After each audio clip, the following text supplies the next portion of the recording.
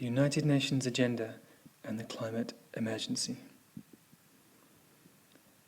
Now, this article is the most important one I have ever written.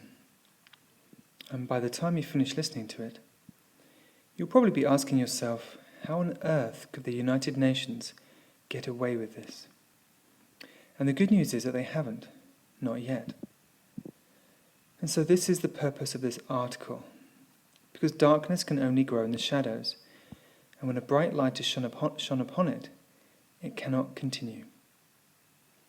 The simple power of attention can work miracles, so please bring yours to this very important matter as I elaborate. Now, would you be surprised to hear that the entire climate emergency situation benefits the United Nations in an extraordinary way? Because it certainly does, and I will tell you how, in great detail. But first, I must make it clear that I'm not arguing about climate change. We all know that the earth is being lovelessly used, abused, and polluted, and it is having an impact on our environment and all living creatures. I value our beautiful planet deeply, and I spend most of my time in nature, walking and writing in the forests around my home, listening to the birds and breathing the beautiful mountain air. So no, this article is not about debating climate change. And please be aware that I'm also not defending capitalism, which we all know has its faults. Politics and economics are not my interest, but truth and deception certainly are. So this article is all about the United Nations, how they are attempting to deceive the world, and exactly why they are doing so.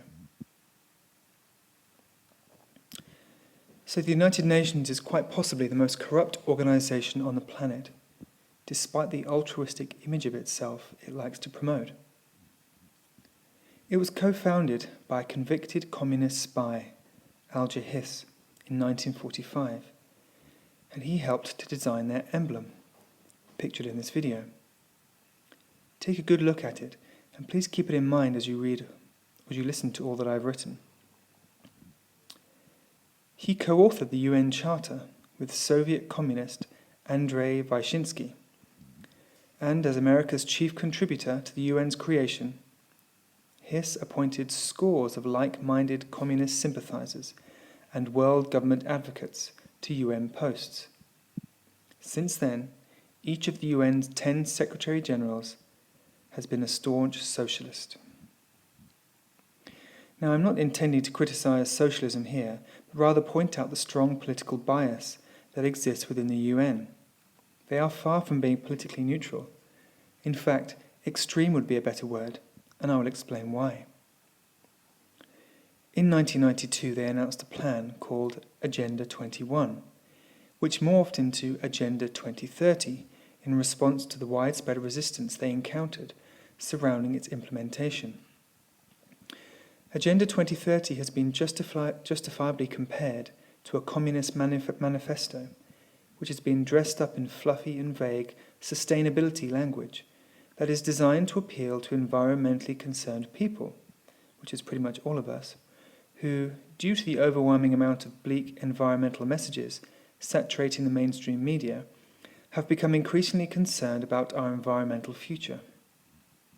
However, it is very wise to consider that all of these pessimistic environmental predictions, which are usually quoted by the high-profile voices on this issue, have come from the UN's very own Climate Change Department, the IPCC, who have been eagerly predicting the likelihood of future global catastrophe and widespread human suffering, despite saying in 2001, "In climate research and modelling, we should recognise that we are dealing with a coupled, non-linear, chaotic system, and therefore that the long-term prediction of future climate states is not possible." Now, on the surface, Agenda 2030 sounds like a deeply altruistic plan for saving the world from climate devastation and from the evils of unfettered capitalism, which we are told is fully responsible for our perilous situation. System change, not climate change, urge many of the activist banners. And given all of the bleak and pessimistic predictions that environmentally concerned people have been bombarded with, it is understandable that they are demanding this. And of course, the UN is 100% supportive of this message, because the new system being lined up is their system, the one that they have been working on introducing for the last 30 years or so. Agenda 2030, a pure communist agenda in disguise.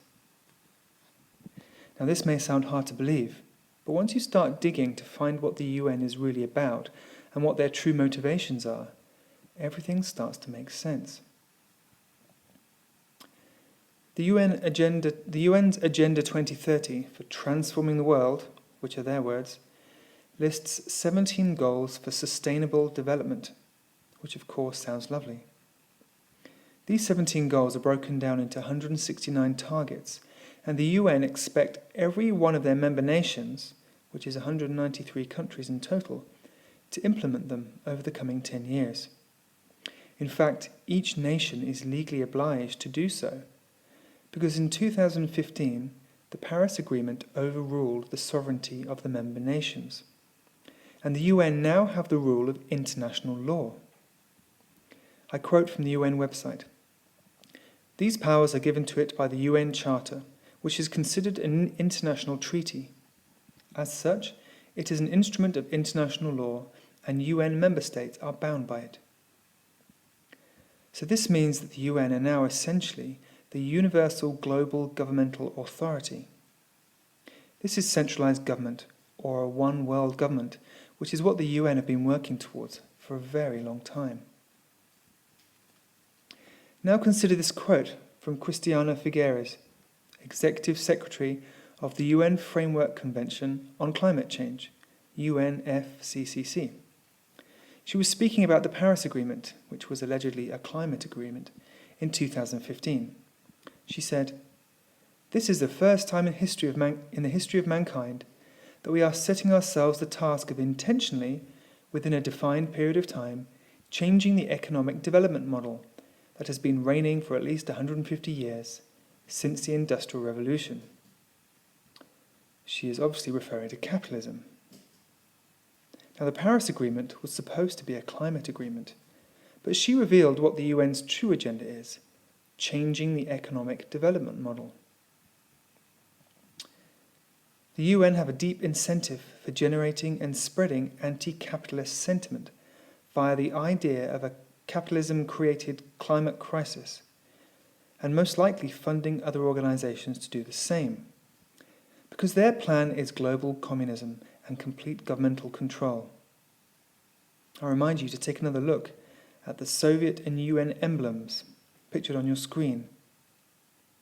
Once you fully understand what Agenda 2030 truly is, you will realize that it has been created specifically for the purpose of amassing and achieving the greatest degree of political power, social control, and monetary riches that any organization on earth has ever held in the history of the planet.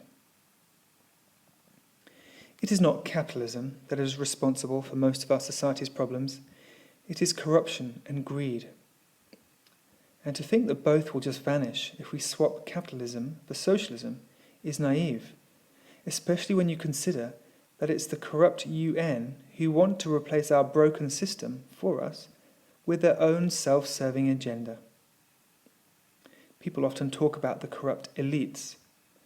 Well, the UN is the elite of the elites, I assure you, and their plans are purely corrupt, greedy, and evil without a doubt. How do I know? I've been researching them for a very long time. And as you will read later, they frequently prove that they have no moral compass whatsoever, and that their true focus is gaining more power, more control, and more money. So with respect to the global climate hysteria, I want you to consider the quote at the beginning of this article. "The cleverest of villains creates a false enemy, then offers to save you from it." Now the UN is most certainly a villain, and what they have done via their own corrupt climate science department, the IPCC, is fabricate one of the biggest and all-pervasive global threats to humanity possible: climate catastrophe. Several articles I've read even suggest that we are now at war with our own climate. A climate emergency affects absolutely everyone living on this planet, and the only other thing that might pose such an all-encompassing threat to humanity would be if there was a giant meteor on collision course with Earth. But the UN could not save us from that, in the same way that their plan to save us from the enemy, which is our own climate, is intended to. The climate crisis necessitates a certain urgent response, and the UN will respond heroically by introducing their step-by-step plan of salvation, Agenda 2030, which they've had lined up for a very, very long time.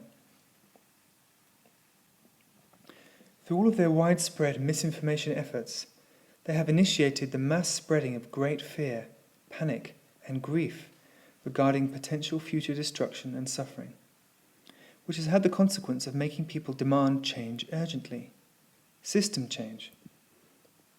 And having squarely laid the blame for our perilous predicament at the feet of the carbon dioxide producing capitalist system, a tremendous thirst has been created for a new system, a socialist system, especially among the younger generations who may not be so politically and historically savvy.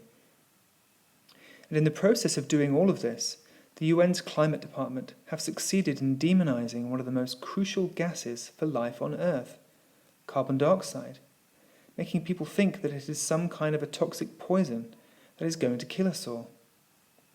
If it were not for carbon dioxide, the Earth would be a giant ball of ice, and it is the abundance of it that makes our planet so green and luscious. The UN are without doubt engaging in misinformation and manipulation on a grand scale, the kind that dictatorships engage in and rely upon. And they have done all of this in the name of garnering global support for their Agenda 2030, the new system which they would have us all believe is some kind of blueprint for utopia. They are promoting it as the global solution to not only our environmental woes and to the capitalist nightmare that we are all having to endure, or just wait till you see a socialist nightmare, or look at Venezuela, but they are also promoting Agenda 2030 as a solution to pretty much every problem that humanity has ever known, and I am not exaggerating. Poverty, hunger, inequality, sickness, disease, the list goes on and on. But consider this, that the more problems the government says they want to try and solve, the more the government has to get involved in every area where humanity has a problem, which is literally every area. And thus, through legislation, governmental control reaches into every aspect of our lives, telling us how we should live for the benefit of a sustainable, peaceful, and equitable civilization. This is what is called the nanny state, and it always begins with the seemingly noble intentions of the government to solve all of humanity's problems. But their true intentions always reveal themselves when power is achieved, just like a politician who promises to make everything better when he takes the reins of the nation and then leads the country into economic ruin. Promises mean absolutely nothing. The decency, honesty, and integrity of the person or organization making the promises is what we should really assess very, very carefully. Which is why I am asking you to consider the true intentions and integrity of the United Nations. So with regards to Agenda 2030, considering that every UN member nation, 193 countries in total, agreed in 2015 to adopt and implement the biggest global plan that has ever been produced, which promises to totally transform our world into a peaceful and sustainable paradise, isn't it strange that many people have never heard of it, and it has received virtually no mainstream publicity whatsoever since then? Perhaps this is because it is guaranteed to be picked apart in the mainstream media by intelligent people, and thus revealed for exactly what it is, a plan for global communism. Perhaps it is better to wait until the world sees upon their screens all the deeply worried and angry people congregating and protesting en masse around the world, crying, lamenting and demanding system change for the sake of humanity and future generations, and for the sake of all the beautiful creatures that might become extinct. Perhaps that is a good time to reveal your plan to save the world.